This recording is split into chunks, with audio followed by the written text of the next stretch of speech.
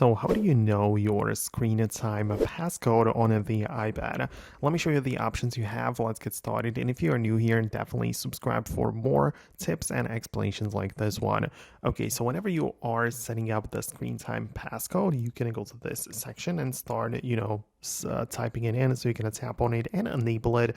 So let's say I'm going to choose one example of the passcode. I'm going to repeat it, and right now it's going to tell me or give me the option for the screen time recovery of the passcode. So if you forget it, you can use your Apple account to reset it. So you can see that we have the ability to type in our Apple account right here, either the one used on this iPad or a separate one, and you can just type that information and have it as a backup. However, there is the possibility to click on cancel, and in this case it's going to ask you if you're sure about skipping this backup method of recovery. And it's definitely something which I believe you should not skip. You should definitely set up a backup way to kind of like have the ability to reset it if you forget it, but you can skip it most definitely and lock it like that.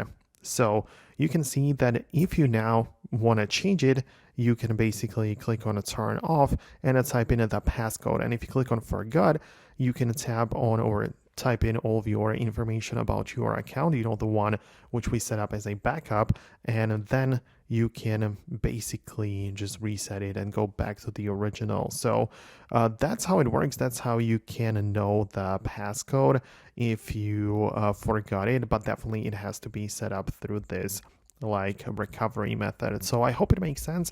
I really hope that I was able to help you out with that. Thanks a lot for watching, and I'll see you in the next videos as well.